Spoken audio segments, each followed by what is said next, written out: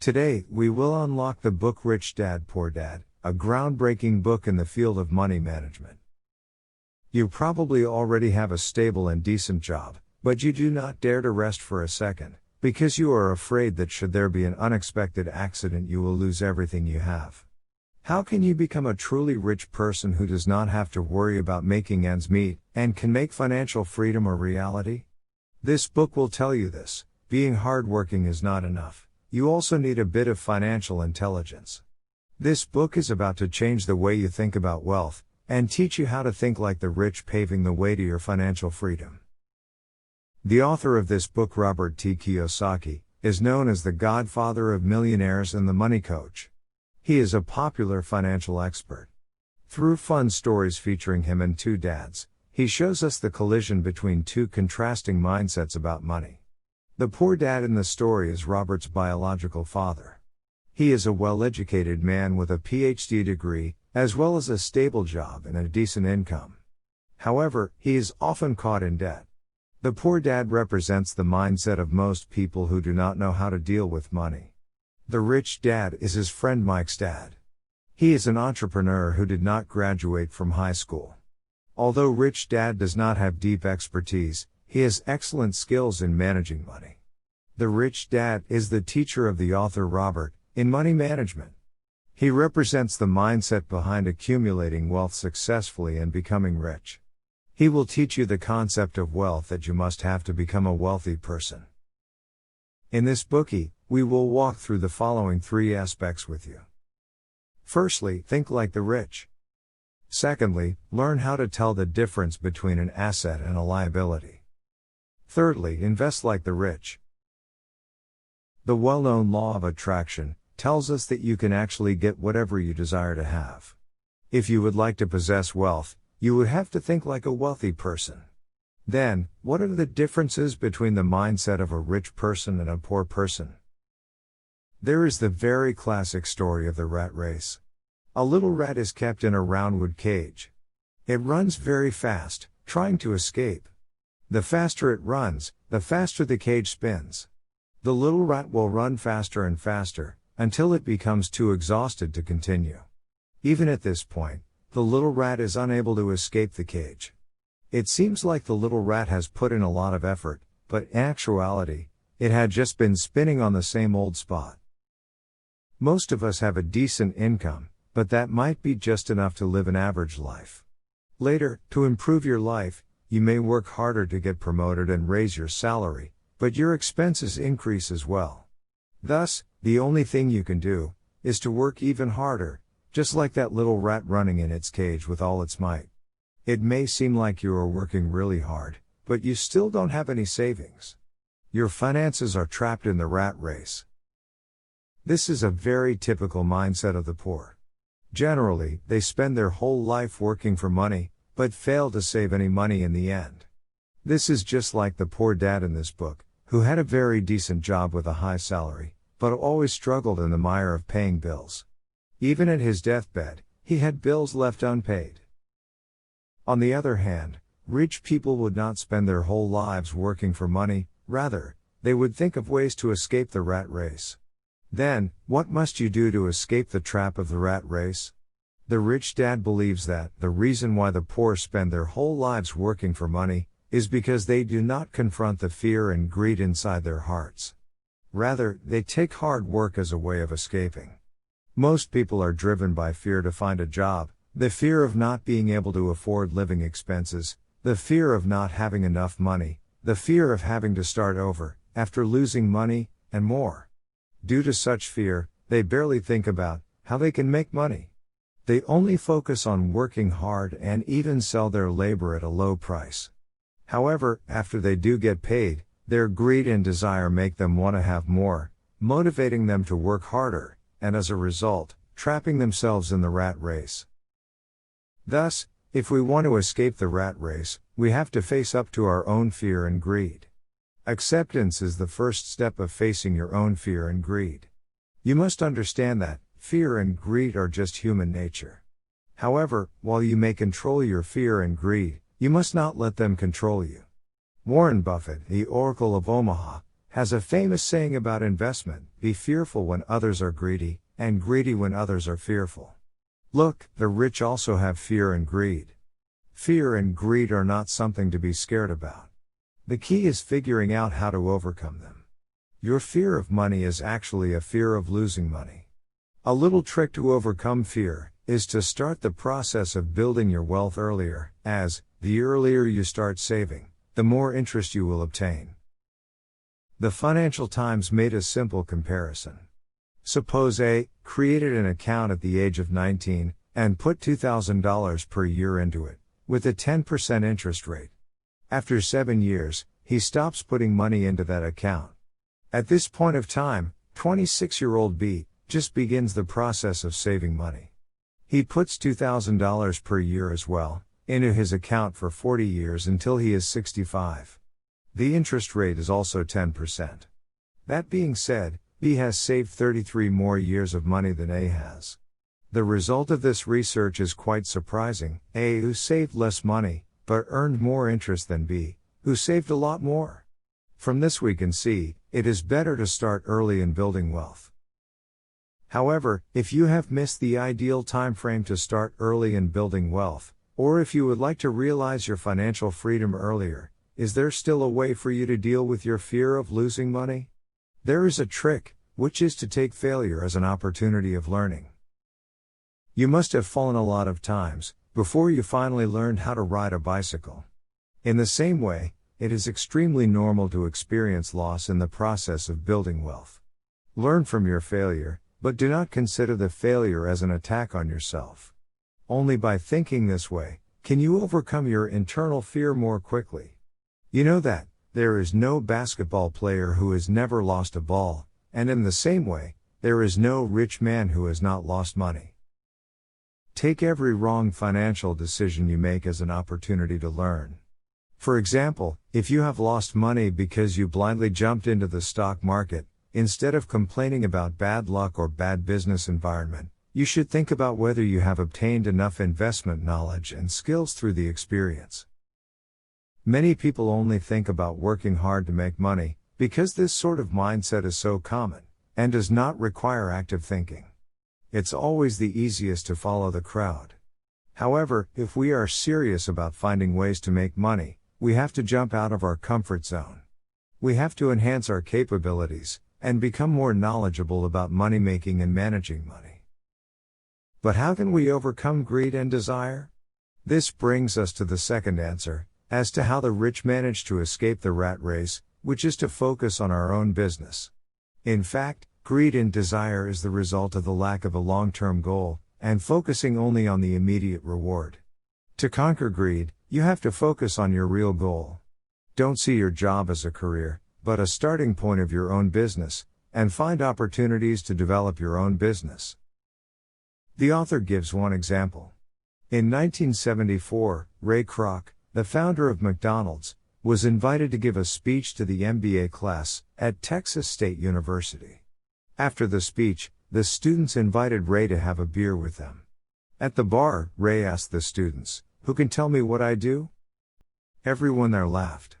Not seeing anyone answering, Ray asked again, "What do you think I do?" Another burst of laughter. Finally, a student shouted out boldly, "Ray, everyone on the earth knows you sell burgers." Ray laughed, "I knew you would say that." Everyone stopped laughing, and Ray continued, "Ladies and gentlemen, in fact, I don't do burger business. My real business is real estate." Ray explained in detail that, in his business plan, the core business of McDonald's was to sell each chain store. And the primary factor that decided whether a store would succeed or fail was its location. In fact, it was the operator of a given chain store who would pay the price of the land for the McDonald's chain store. Ray had a clear mind. Staring at the sales volume of burgers day by day, that is what a salesperson can do without thinking. It could be a job, but it would not be a business. The difference between Ray and a salesperson is that he realized that selling burgers and fries is not the core of his business. But the real estate was. The author says, when McDonald's was not even around where they lived during his childhood, The rich dad had already taught him similar things that Ray taught the students. This is the third secret of becoming rich: care about your own business and find the right direction of your own business. The rich dad says that not working for money doesn't mean not working hard. Instead, this means that the rich focus on improving themselves. So, what is most important for you now is to stop working hard blindly. Instead, you should continuously learn from your job to enhance and expand your core capabilities. At the same time, look for opportunities to develop your own business. For example, if you work in scientific research, then maybe you could think about transforming your research into a work of popular science. If you manage to publish your work as a book, then you will have a royalty income. And this would be your own business. For a long time, the rich dad had Robert work in his shop without paying him any salary. You might be wondering, isn't this an exploitation of labor? At first, Robert was thinking so too. But the rich dad told the two kids that, although he would not pay them, they could learn and discover opportunities to develop their own businesses. During this time, the kids found an opportunity to fully use the value of the comic books that they were unable to sell. They established a library. Any kid living nearby simply had to buy a ticket to enter the library and read the comic books inside. The price for the ticket was way lower than the price they would pay for buying a comic book. Their business boomed. They even hired a kid to manage the library for them. In 3 months, they earned a lot of money, much more than the salary of a staff worker in the rich dad's shop. More importantly, the financial literacy that Robert learned during the process benefited the rest of his life, helping him build more and more wealth. Robert says, after such an experience, he is now only concerned about what he really wants, and whether he could learn the skills he needs from a given job. He does not care so much about how much salary others offer him. So you, the one who wants to build wealth, should also think about these two questions when you are at work. What do you really want? And what skills that you need can you learn from this job? That was the end of the first part. Think like the rich. The mindset of the poor can easily trap us in the rat race. Work hard out of fear, bow to your desires by consuming your earnings, and then work harder, earn more, and desire to have more. This vicious cycle is the trap of the rat race. The mindset of the rich allows us to face up to our own fear, and take every failure as an opportunity to learn. It also allows us to turn desire and greed into a motivation, pushing us to focus on the things we really want and look for opportunities to develop our own business. After learning the secret that the rich don't work for money, we now have the foundation of building wealth. The next step is to manage wealth. In the following, we will continue with the second part of the secrets behind the mindset of the rich, learn how to differentiate between an asset and a liability, do not stop buying assets, and allow these assets to bring you a continuous source of income. You probably think it's straightforward to distinguish between assets and liabilities. But in fact, many people don't actually know what assets and liabilities are. For instance, many people see their house as their asset. But with the definition in this book, the house might also be your liability. Why is that? This is because if the house is for your own use, it not only does not bring you any income, but also requires you to pay the mortgage interest. Even if you don't have a mortgage, you have to pay different kinds of administrative expenses, which also requires you to take out money from your own pocket. So, in the definition given by the rich dad, a house for your own use is actually a liability, while a real estate property for investment that brings you positive income is your asset. Same goes with your car. You probably think this is your asset too. But actually, a car is quite obviously a liability. You must pay continuous expenses for its maintenance. The rich dad uses a very simple method to differentiate an asset and a liability. Anything that puts money into your pocket is an asset. And anything that takes money out of your pocket is a liability. The rich dad differentiates between your assets and liabilities from the perspective of cash flow. You can imagine that your wealth pocket is connected with a pipe. Inside the pipe, there is no water but money, which is called cash flow. Then, the asset would be the entrance of the pipe, which brings a positive cash flow and fills your wealth pocket, whereas the liability would be the drainage system which flattens your wealth pocket. Why do so many people who work hard every day and receive an increasing amount of salary, fail to save any money and frequently even find themselves trapped in debt? This is just like Robert's poor dad who had a decent job and a high salary, but was still a genuinely poor person. This is mainly because people mistake a liability as an asset. The more they earn, the more liability they buy, and the more debt they must pay back. The next time you spend your money, you might as well first think about the difference between an asset and a liability. And ask yourself, is this expense bringing a positive cash flow? If it is bringing a negative cash flow, is there a better way to avoid this expense? Differentiating between assets and liabilities helps us avoid being trapped in the expenditure pattern of the poor. In fact, the reason a lot of people are stuck in debt is simply due to their choice in how they consume things. When the poor think about consumption, they think, if they earn more, they will also spend more. They buy massive liabilities, and make their financial situation a total mess in the end. To give an example, we've all heard about stories of common people winning lotteries. They become extremely rich in a second, only to lose all their money and become poor again only after a short while. This is because they only think about consumption patterns and not about making money. In many cases, they think their purchases are assets when they are actually liabilities. When people have this mindset, regardless of how much wealth they earn, it won't take long for them to return to their original state. Moreover, people with this mindset, no matter how much money they could earn, are inherently poor. A story goes like this. There was a young basketball player who still had a couple $1 million 1 year ago. But 1 year later, he could only work for a car wash shop for a low salary. He said his friends, lawyer and accountant had taken away his money. But as a matter of fact, it is he who did not know how to manage his wealth. You see, to become rich, it is not how much you've earned, but how much and how long you can keep. That matters the most. The secret behind the mindset of the rich is to know the difference between an asset and a liability, and then buy assets continuously to let the assets bring them a continuous flow of income. So how does the rich do that? The rich would never buy a liability with money intended for an asset. If they wanted to enhance their quality of life or buy some luxury items, they would definitely buy them with money made from their assets. Or, they would first use a method that takes money to make money, and then buy things with the resulting profit. For example, when Robert has some money and he would like to have a car, he won't buy a car right away. Instead, he will use the money for investment, like buying a stock with high growth potential, and buy a car with the money made out of the investment. Then how do we buy an asset?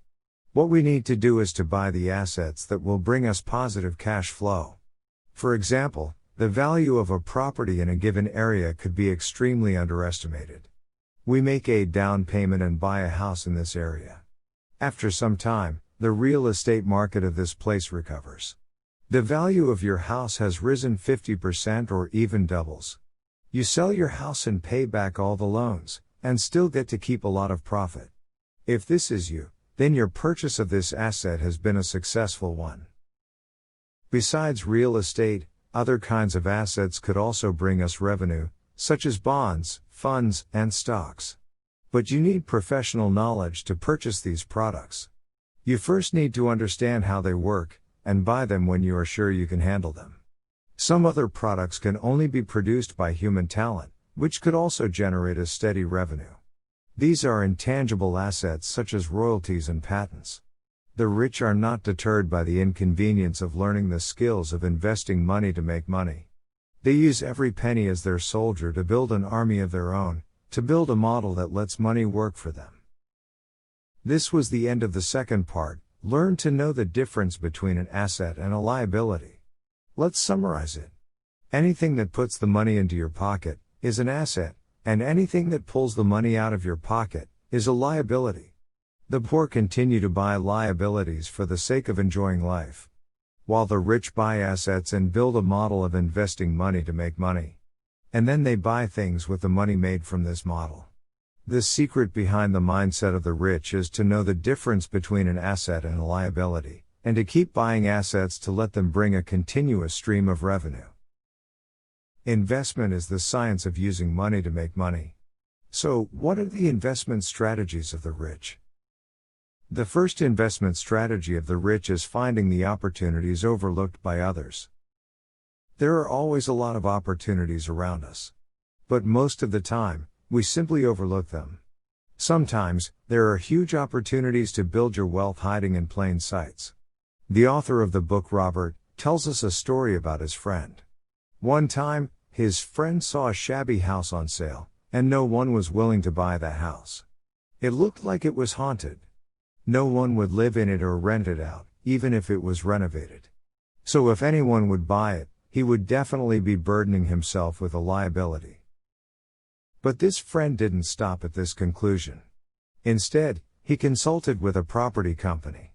He found that there were 4 other houses on sale together with this house. He soon bought this house along with the other 4 at a low price. Then, he demolished those 4 houses to turn them into open plots of land, and sold those to the developers. This made him earn $75,000 in 2 months. The remaining house would continue to increase in value after the developers developed the sold land. How was Robert's friend catch the opportunity that others missed? First of all, opportunities always show themselves to the ones who are well prepared. If this friend knew nothing about real estate business, it would have been hard for him to see this opportunity. Next, we also need patience. This friend did not miss the opportunity, despite the fact that no one wanted the house. Instead, he discovered the 4 empty houses that were being sold along with this house, and found the key to making a profit. Only by having a keen insight along with being serious and observing and analyzing every investment opportunity, can you obtain success. Just like Robert and Mike working in the rich dad's shop with 0 payment, but made money by opening a library. They saw an opportunity that was hiding behind the fact that no one was buying the comic books.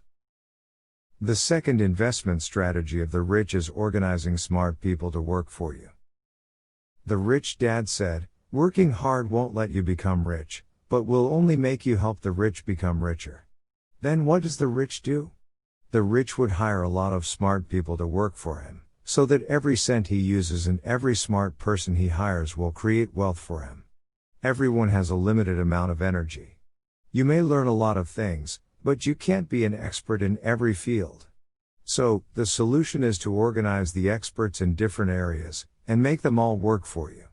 This is also the force behind how a company or corporation work. We can see that, during his time under the rich dad, Robert has learned how to use this very strategy. When Robert and Mike were working for the rich dad's shop, they used the unsold comic books to found a library.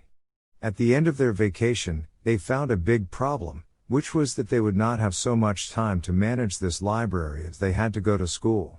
Plus, they were only 2 restless boys who could not simply sit still in the library. What could they do? They found Mike's little sister. This little sister was quite able to sit still and smart as well. She quickly learned how to handle the relevant tasks. They made a deal with Mike's little sister, allowing the library to be open every day. The library made a weekly revenue of about $9.50. They paid Mike's little sister $1, and they kept $8.50 as profit.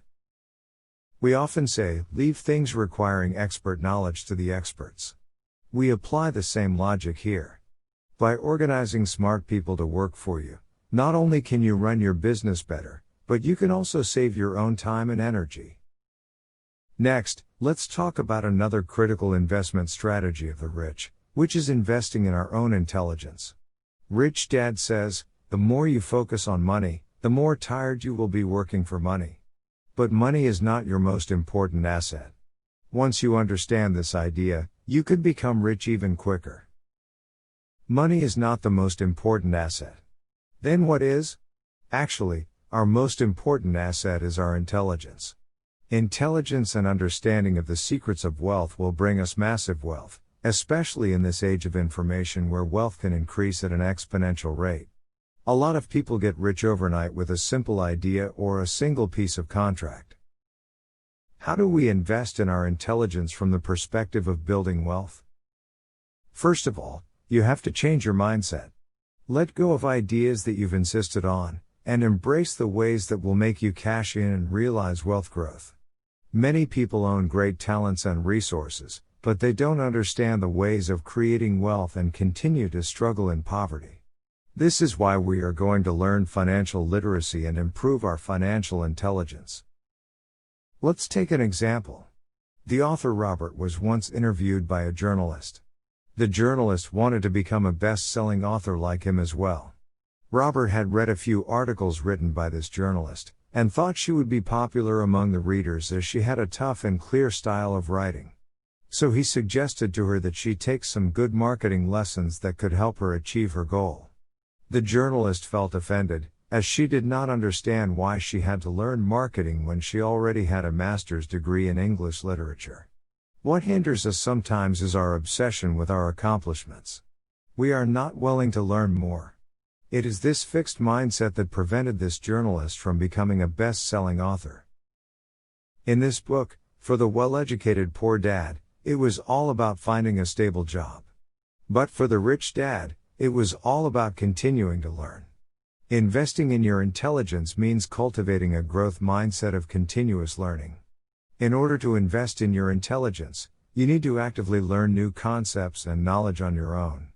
For example, Robert would go to the bookstore and read a lot of different books on investment to discover new ways to invest. One time, he saw a book called The 16% Solution.